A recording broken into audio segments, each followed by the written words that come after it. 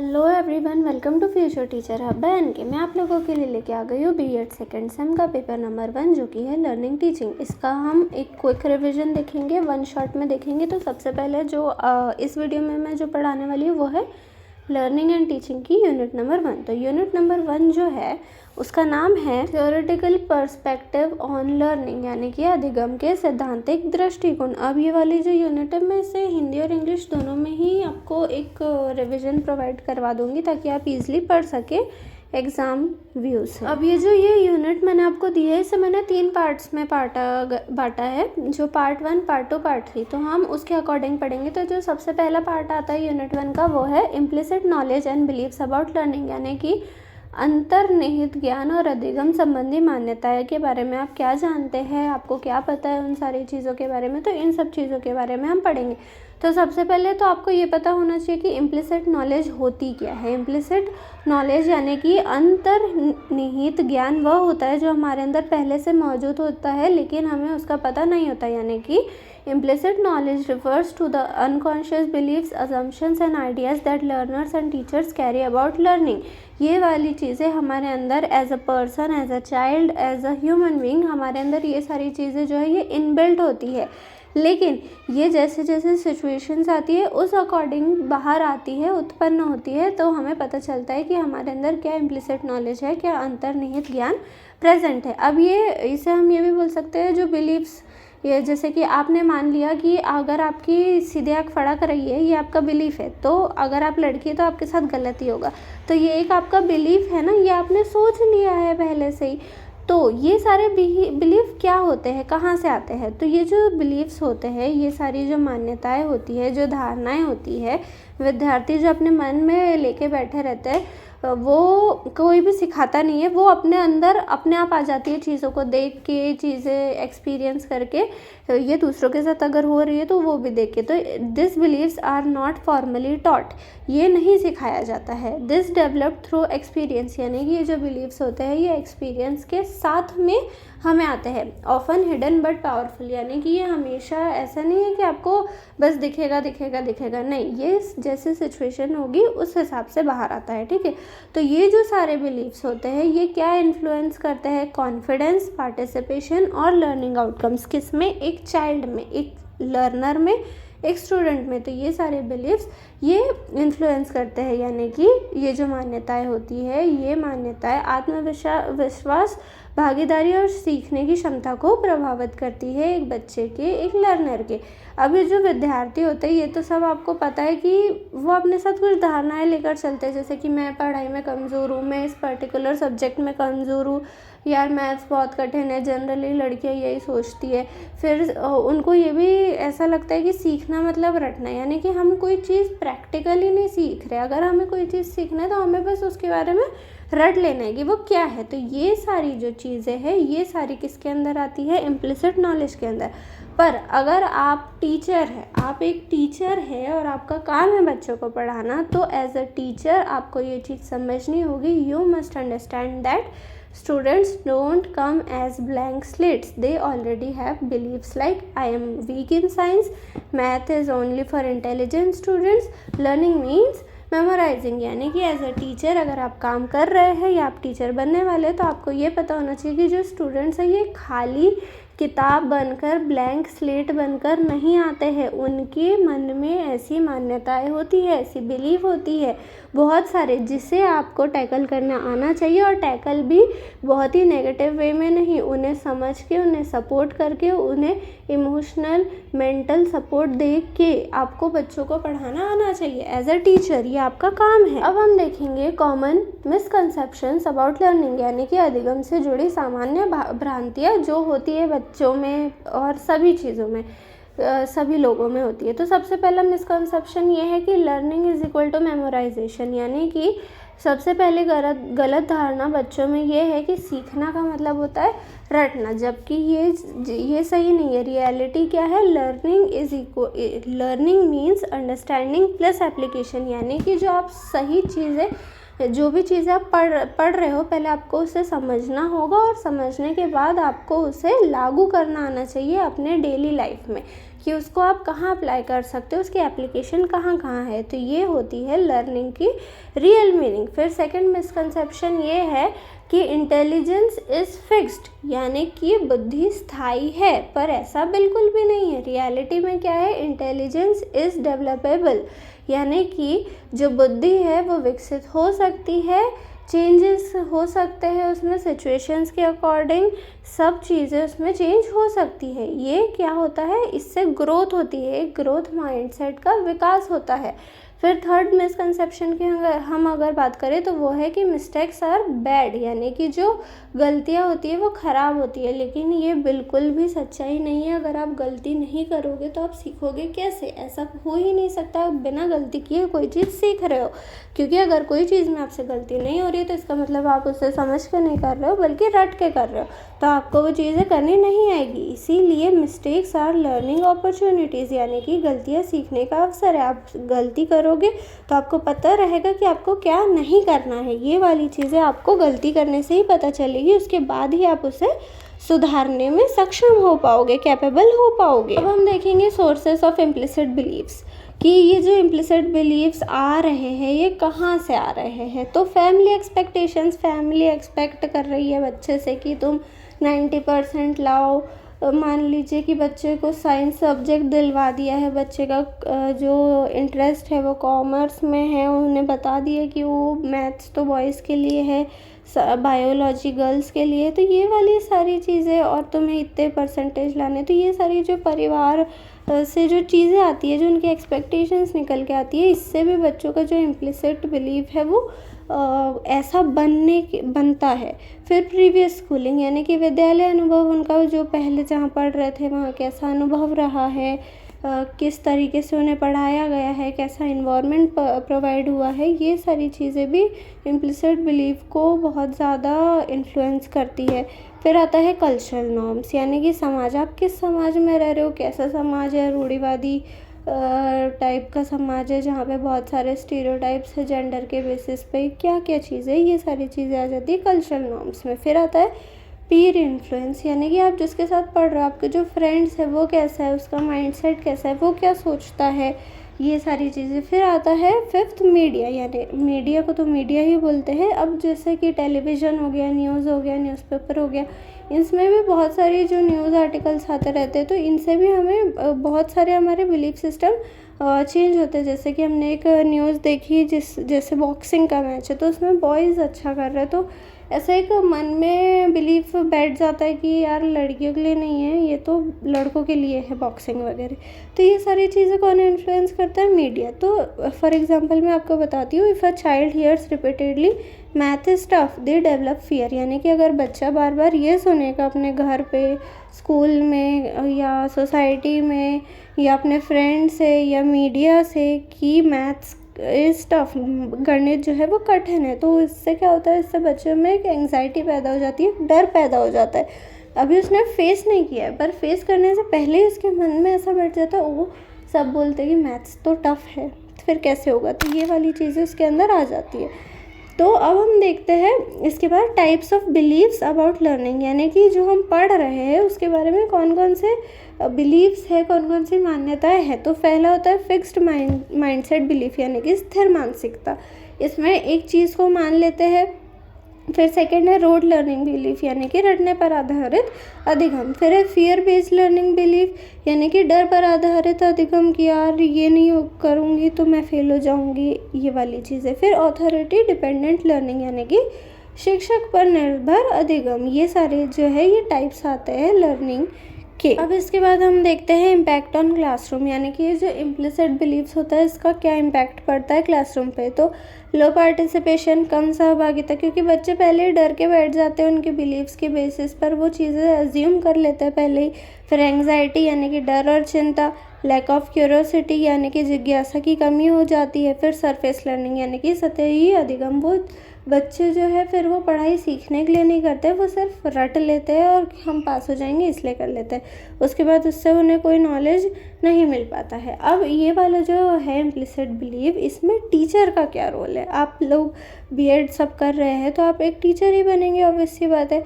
तो क्या रोल है टीचर का इन इम्प्लिसिट बिलीव को चेंज करने में? तो teacher must act as a belief changer, motivator, facilitator of thinking, यानी कि जो शिक्षक होती है उसकी भूमिका यही होती है कि वो बच्चों की सोच बदले, उनके बिलीफ्स चेंज करे, उन्हें प्रेरणा दे, एज अ प्रेरक यानी कि मोटिवेटर काम करे, और उन्हें मार्गदर्शन भी दे कि आपको किस रास्ते पर जाना चाहिए, कौन सा रास्ता आपके लिए सही होगा। तो आपको एज अ मार्गदर्शक बच्चों को गाइड करना है, ठीक है। तो क्या स्ट्रेटजीज़ हो सकती है जिससे कि आप बच्चों को सही रास्ते पे ला सके, इम्प्लिसिट बिलीफ से बाहर ला सके?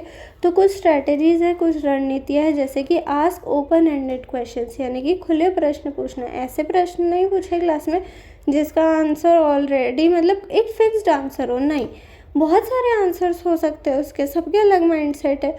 फिर इनकरेज मिस्टेक्स, यानी कि गलतियों को स्वीकार करना। अगर बच्चे गलती कर रहे हैं तो उन्हें ये बताइए कि आप गलती करोगे तभी आप सीखोगे, तब आपको पता चलेगा कि आप क्या गलत कर रहे हो और आपको क्या चीज़ नहीं करनी है।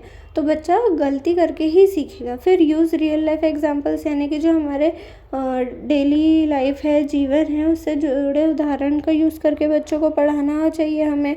फिर प्रमोट ग्रोथ माइंडसेट, यानी कि बच्चों को सिर्फ एक ही चीज़ एक ही व्यू से नहीं पढ़ाना चाहिए, यानी कि उनका जो है ग्रोथ वो एकेडमिकली तो होनी ही चाहिए, उसके साथ मेंटल, इमोशनल, फिज़िकल, सभी तरीके से सारे एस्पेक्ट उनके डेवलप होने ही चाहिए। तो अब हम स्टार्ट करेंगे इस यूनिट 1 का पार्ट 2, जो कि है पर्सपेक्टिव्स ऑन ह्यूमन लर्निंग, यानी कि मानव अधिगम के प्रमुख दृष्टिकोण। कुछ थ्योरीज दी गई है जो ह्यूमन लर्निंग है उनके ऊपर, मानव अधिगम के प्रमुख दृष्टिकोण के ऊपर, जो अलग अलग साइंटिस्ट ने दी थी उनके स्टडी के बेसिस पर। तो सबसे पहले जो आती है वो आता है बिहेवियरिस्ट पर्सपेक्टिव, यानी कि व्यवहारवादी दृष्टिकोण। इसे दिया था बीएफ स्किनर ने। तो इस थ्योरी के अकॉर्डिंग उनका ये कहना है कि जो लर्निंग है वो ऑब्जर्वेबल है, मतलब इसके जो फंडामेंटल असम्पशंस है इस थ्योरी के, जो कि बीएफ स्किनर ने दी है, उनका कहना ये है कि लर्निंग इज़ ऑब्जर्वेबल, यानी कि अधिगम को देखा जा सकता है। Mind is a black box, यानी कि मन को ब्लैक बॉक्स माना जाता है। और इन्वायरमेंट कंट्रोल्स बिहेवियर, यानी कि वातावरण व्यवहार को नियंत्रित करता है। ये 3 इसकी मुख्य अजम्पशंस है, मुख्य मान्यता है। तो जो कि सही भी देखिए, लर्निंग इज़ ऑब्जर्वेबल, अगर बच्चा कर पा रहा नहीं कर पा रहा है, असेसमेंट की मदद से हम उसे देख सकते हैं, परख सकते हैं, ठीक है। फिर mind is a black box, यानी कि ऐसा बॉक्स जिसमें हम अगर सही ज्ञान दे रहे हैं, सही नॉलेज दे रहे हैं तो वो जा रहा है। माइंड इतना बड़ा होता है, इतना कैपेबल होता है कि उसमें बहुत n नंबर ऑफ इंफॉर्मेशन आ सके। फिर उसके बाद एनवायरनमेंट कंट्रोल्स बिहेवियर। अभी हमने देखा कि जो इम्प्लिसिट बिलीफ है वो फैमिली, कास्ट, कल्चर, सोसाइटी, इन सब के इन्फ्लुएंस से भी हमारे अंदर जागृत होता है। तो जिस एनवायरनमेंट में हम रह रहे हैं, जैसे वातावरण में हम रह रहे हैं, वो कैसा है, टॉक्सिक है, नॉन टॉक्सिक है, ओपन माइंडेड है, सपोर्टिव है कि नहीं है, तो ये भी हमारे एज अ चाइल्ड उनके बिहेवियर को कंट्रोल करता है, बहुत ज़्यादा नियंत्रित करता है, ठीक है। अब जो बिहेवियरिस्ट पर्सपेक्टिव है, जो कि बीएफ स्किनर ने दी गई थी, उस थ्योरी के कुछ की कॉन्सेप्ट्स हैं, उनके बारे में हम जान लेते हैं। सबसे पहला है स्टिमुलस, यानी कि उत्तेजना। Anything that causes a response, यानी कि इसके की कॉन्सेप्ट में ये कहा गया है कि ऐसी कोई भी चीज़ जिससे एक रिस्पॉन्स आए है बच्चे के द्वारा, जैसे कि टीचर आस्क का क्वेश्चन, टीचर ने क्वेश्चन पूछा और स्टूडेंट ने भले ही आंसर दिया, कुछ रिस्पॉन्स किया, वो खड़े हुआ, बैठा, कुछ किया, तो कोई भी एक स्टिमुलस, कोई भी एक उत्तेजना जो भी है, अगर वो आ रही है तो वो किसके अंदर आती है, स्टिमुलस के अंदर। फिर सेकंड आता है रिस्पॉन्स, जिसको हम बोलते हैं प्रतिक्रिया, यानी कि रिएक्शन टू स्टिमुलस। बच्चा हिला, माइंड उसका अटेंटिव हुआ, उसके बाद क्या होगा, स्टूडेंट आंसर्स, यानी कि बच्चा जवाब देगा। फिर थर्ड आता है रीइंफोर्समेंट, यानी कि प्रोत्साहन। अगर बच्चे ने सही जवाब दिया है तो आप उसे एक रिवॉर्ड दीजिए, पॉजिटिव आंसर पे एक रिवॉर्ड दीजिए, उपहार दीजिए। और अगर नेगेटिव है तो उसे समझाइए अच्छे तरीके से, बहुत गंदे तरीके से तो बिल्कुल भी नहीं, उसे पॉजिटिव और मोटिवेशन दीजिए और उसे बताइए कि आपको ये ऐसे नहीं करना है, आप इसे ऐसे टैकल कर सकते हैं। इससे क्या होगा, बच्चा डिप्रेस्ड नहीं होगा, उसका जो कॉन्फिडेंस है वो नहीं गिरेगा, वो फिर से करने की कोशिश करेगा क्योंकि उसके पास एक सपोर्ट है पीछे। ठीक है, फॉर एग्जांपल जैसे गुड मार्क्स आ रहे हैं तो उससे मोटिवेशन इंक्रीज़ होगा। वहीं पर अगर बैड मार्क्स आ रहे हैं तो टीचर उसे पनिशमेंट ना दे के उसके बजाय क्या कर सकता है, उसके बजाय उसे प्रोत्साहित कर सकता है, मोटिवेट कर सकता है, जिससे कि वो आगे और अच्छा कर सके। अब हम देखेंगे टाइप्स ऑफ कंडीशनिंग, यानी कि जो अभी हम बच्चे को पढ़ा रहे हैं, यही बिहेवियरिस्ट पर्सपेक्टिव के अंदर ही आती है कि आप बच्चों को किस तरीके से संभाल सकते हैं, उनकी कंडीशनिंग कैसे कर सकते हैं। तो इसमें 2 टाइप की कंडीशनिंग आती है। पहली है क्लासिकल कंडीशनिंग, जिसे हम बोलते हैं शास्त्रीय अनुबंधन, और सेकंड आती है ऑपरेंट कंडीशनिंग, जिसे हम बोलते हैं क्रियात्मक अनुबंधन। अब जो कंडीशनिंग होती है, यानी कि जो व्यवहार में परिवर्तन आ रहा है बच्चे के, तो वो कैसे आ रहा है, किस प्रकार से आ रहा है, ये उसके प्रकार के बारे में हम जानेंगे।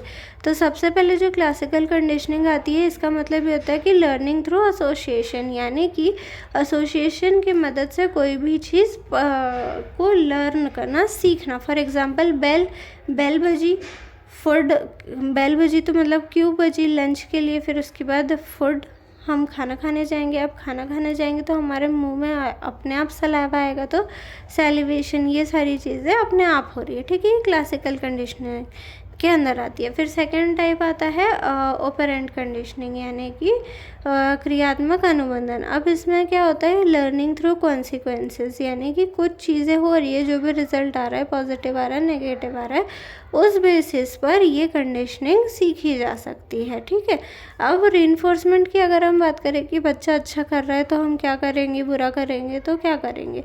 तो अगर एक पॉजिटिव रिज़ल्ट है तो आप उन्हें एक टॉफ़ी दे दीजिए, रिवॉर्ड दे दीजिए, पेन दे दीजिए, कुछ भी दे सकते हैं, मोटिवेशन भी दे सकते हैं। फिर सेकंड, अगर नेगेटिव रिज़ल्ट है बच्चे का, तो हमें जो उसकी वो जो डिफ़िकल्टीज़ फेस कर रहा है बच्चा, उसे रिमूव करना है, उसका जो डिस्कम्फर्ट है वो रिमूव करना है और उसे एक कम्फर्टनेस देनी है, जिससे कि बच्चा ईज़िली पढ़ सके, अच्छे से कर सके और अपनी चीज़ें हमसे शेयर कर सके।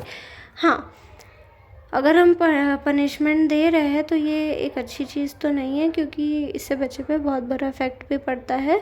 तो इसलिए पनिशमेंट हमें नहीं देनी चाहिए, इसे स्किप कर देना चाहिए। ठीक है, अब जो कंडीशनिंग के बारे में हमने बात करी और बिहेवियरिस्ट थ्योरी जो B.F. स्किनर ने दी है, उसके बारे में बात करें तो इसका क्लासरूम एप्लीकेशन कहाँ आता है। तो ये ड्रिल प्रैक्टिस के काम आती है, रिवॉर्ड्स एंड पनिशमेंट देने के काम में आती है, और हैबिट फॉर्मेशन के भी काम में आती है, यानी कि अभ्यास, पुरस्कार और दंड और आदत निर्माण के इसमें भी इसका यूज़ रहता है। अब जैसे फॉर एग्जांपल मैं बता रही हूँ, टीचर गिव स्टार्स, मतलब कि कोई बच्चे ने बहुत अच्छा किया है तो टीचर्स ने उन्हें स्टार्स दिए, जिससे क्या होगा, स्टूडेंट को बहुत ज़्यादा अच्छा लगेगा, उन्हें मोटिवेशन फील होगा कि ओ मुझे आज स्टार मिला है तो मैं और पढ़ सकता हूँ, पढ़ सकती हूँ। ठीक है, वहीं पर अगर एक टीचर डांटेगा तो क्या होगा, स्टूडेंट अवॉइड्स बिहेवियर, यानी कि फिर बच्चा और बचने की कोशिश करेगा, फिर वो हमसे मिलेगा थोड़ी, हमसे घुलेगा मिलेगा थोड़ी। तो ये हमें चेंज करना है, यही चीज़ें हमें चेंज करनी है। अब इस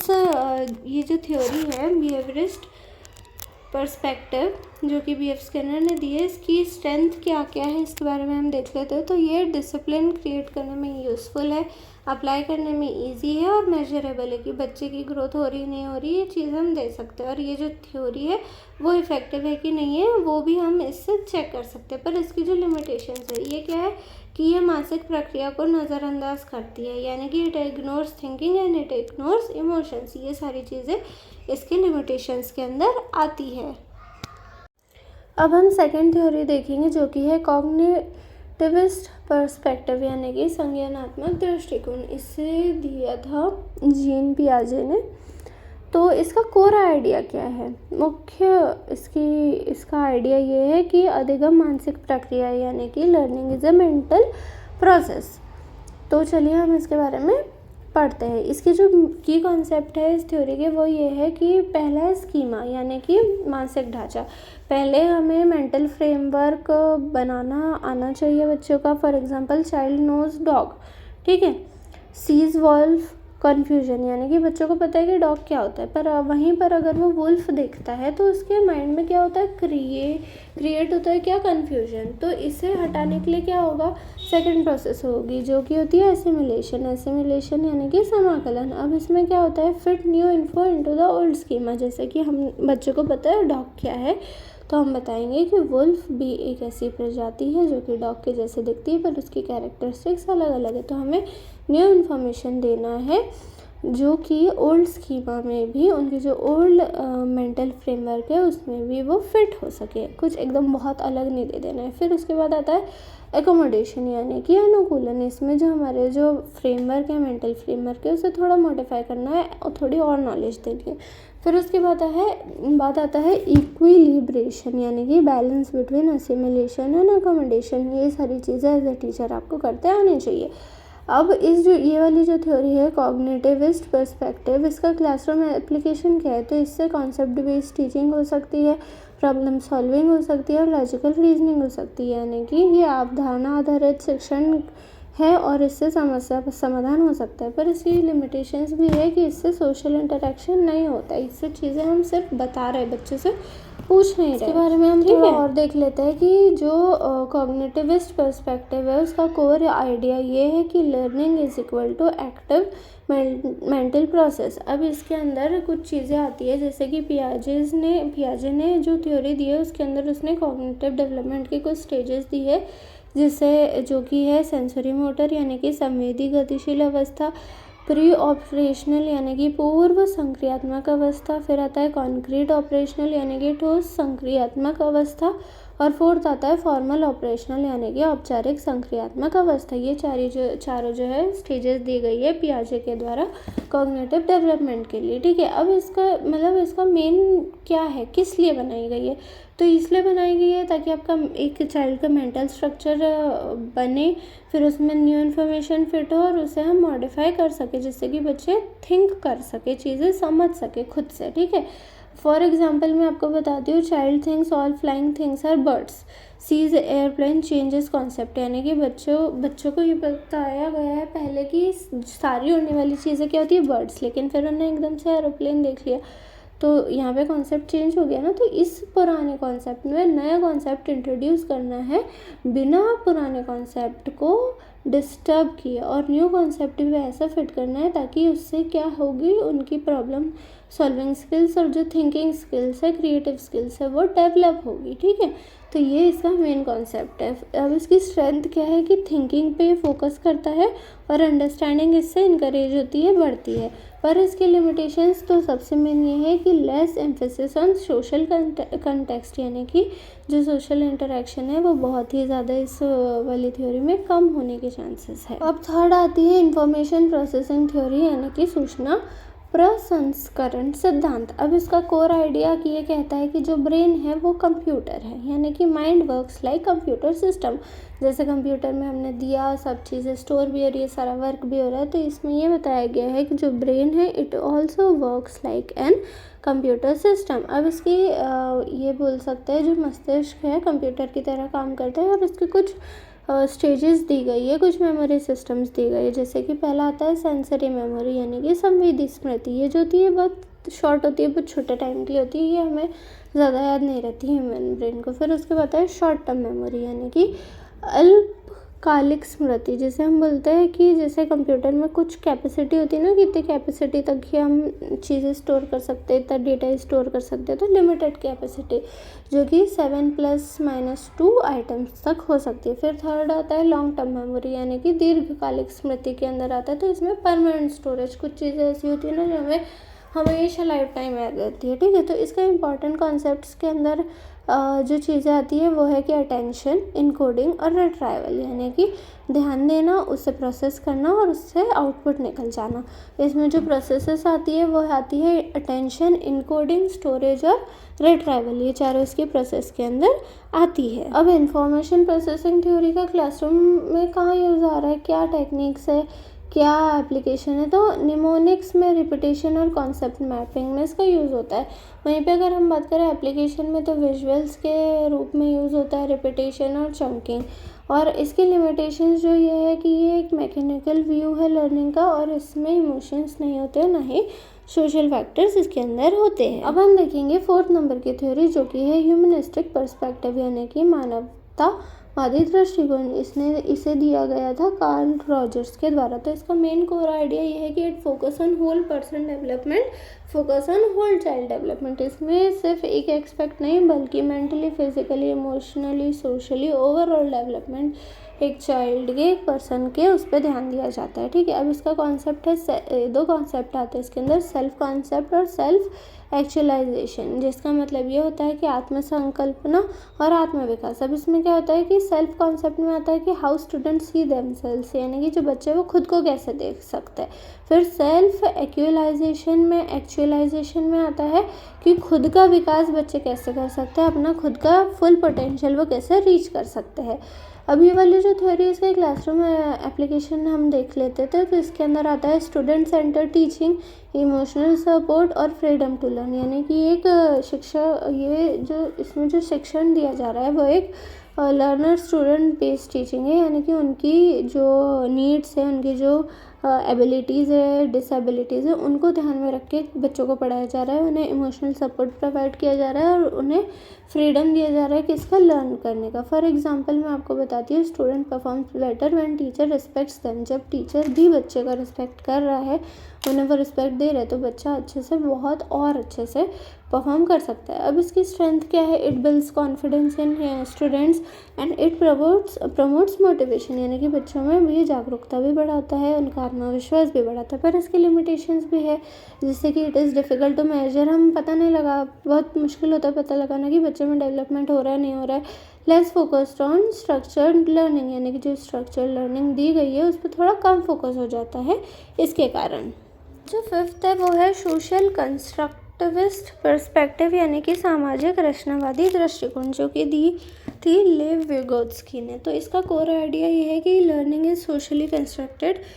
इसका मतलब ये है कि जो लर्निंग है उसके अंदर 2 चीज़ें आती है, सोशल और कल्चरल प्रोसेस दोनों, यानी कि अधिगम जो है वो एक सामाजिक प्रक्रिया है। अब इसके जो की कॉन्सेप्ट है वो 2-3 की कॉन्सेप्ट है इसके। सबसे पहला है जोन ऑफ प्रॉक्सिमल डेवलपमेंट, जिसे हम बोलते हैं ZPD, निकट विकास क्षेत्र। अब इसमें क्या होता है, इसमें इस चीज़ के बीच में डिफरेंस पता लगाया जाता है कि what learner can do alone and what learner can do with help, यानी कि बच्चा क्या अकेले कर सकता है और बच्चा को किस चीज़ में हेल्प की मदद से वो क्या चीज़ें कर सकता है, ये सारी चीज़ें इसके अंदर आती है। फिर सेकंड आता है स्कैफोल्डिंग, यानी कि सहारा, जो कि सपोर्ट दिया जाता है टीचर के द्वारा स्टूडेंट को, उसे हम क्या बोलते हैं, स्कैफोल्डिंग। फिर तीसरा आता है सोशल इंटरेक्शन, यानी कि डिस्कशन की मदद से बच्चे को सिखाया जाता है कि आप कैसे सोशली इंटरेक्ट करो, सोसाइटी में कैसे रह सकते हो, आप कैसे मिक्सअप हो सकते हो। ठीक है, अब इसकी क्लासरूम एप्लीकेशन की अगर हम बात करें तो इसमें चीज़ें आती है जैसे ग्रुप वर्क, पीयर लर्निंग और डिस्कशन, ये सारी चीज़ें इसके क्लासरूम एप्लीकेशंस में आती है। पर इसकी लिमिटेशंस है कि ये एक टाइम कंज्यूमिंग प्रोसेस है और इसके साथ साथ इसमें एक्टिव पार्टिसिपेशन बहुत ज़्यादा इंपॉर्टेंट होता है बच्चों का, वरना बच्चे अच्छे से नहीं कर पाते हैं, पढ़ नहीं पाते हैं। अब हम आ गए हैं इस यूनिट नंबर 1 के 3rd पार्ट पे, जो कि इसका लास्ट पार्ट है, जो कि है applicability in different learning situations, यानी कि विभिन्न परिस्थितियों में उपयोग। तो चलिए हम देखते हैं। सबसे पहले आती है सिचुएशन वाइज टीचिंग स्ट्रैटेजीज़, यानी कि किस तरीके की सिचुएशन है और किस तरीके की आपको टीचिंग स्ट्रैटेजी अपनानी है। यानी कि अगर डिसिप्लिन प्रॉब्लम है तो उस टाइप में, उस समय में आप बिहेवियरिज्म थ्योरी को अपनाएं। फिर अगर कॉन्सेप्ट अंडरस्टैंडिंग जैसी सिचुएशन है तो उसमें आप कॉग्निटिज्म थ्योरी को अपनाएं। फिर अगर मेमोरी इम्प्रूवमेंट जैसी सिचुएशन है तो उसमें आप इंफॉर्मेशन प्रोसेसिंग थ्योरी को यूज़ करें। मोटिवेशन इश्यूज़ अगर आ रहे हैं तो use humanistic theory, and for group learning use social constructivism. इसमें दिखाया गया है कि सिचुएशन के अकॉर्डिंग आप किस टीचिंग स्ट्रैटेजीज़ का, किस थ्योरी का यूज़ करके आप अच्छे से बच्चों को पढ़ा सकते हैं, बच्चों की प्रॉब्लम्स को टैकल कर सकते हैं और उन्हें अपने साथ एक पॉजिटिव एनवायरनमेंट प्रोवाइड कर सकते हैं। यहाँ पर मैंने एक छोटा टेबल दिया गया है, बना दिया है, जैसे कि स्थिति है, अगर अनुशासन वाली कोई स्थिति आ रही है, डिसिप्लिन वाली, तो उसमें व्यवहारवाद का यूज़ कर लीजिए। अगर अवधारणा समझने में या समझाने में दिक्कत हो रही है तो इसमें संज्ञानात्मक सिद्धांत का यूज़ कर लीजिए। अगर स्मृति बेस्ड कुछ है तो सूचना प्रसंस्करण का यूज़ कर लीजिए। प्रेरणा जैसी कोई स्थिति आ रही है, उससे रिलेटेड कोई इशू आ रहा है तो मानवतावादी सिद्धांत का यूज़ कर लीजिए। और लास्ट में अगर समूह अधिगम जैसी कोई स्थिति पड़ रही है तो वहाँ पे सामाजिक रचनावादी यानी कि ग्रुप लर्निंग में अगर दिक्कत आ रही है तो उसमें आप सोशल कंस्ट्रक्टिविज्म जैसी थ्योरी का, टीचिंग स्ट्रैटेजीज़ का, सिद्धांत का आप उसमें यूज़ कर सकते हैं। इसके बाद हम देखेंगे इंटीग्रेटेड टीचिंग अप्रोच। तो ये क्या होता है, मतलब बच्चों को as a teacher must use behaviourism for discipline, cognitivism for concept clarity, constructivism for discussion and humanism for motivation. जो भी मैंने आपको टेबल में ऊपर बताया लास्ट लाइन में, यही है वो चीज़ें। शिक्षक को सभी दृष्टिकोणों का संतुलन करना आना चाहिए, ठीक है।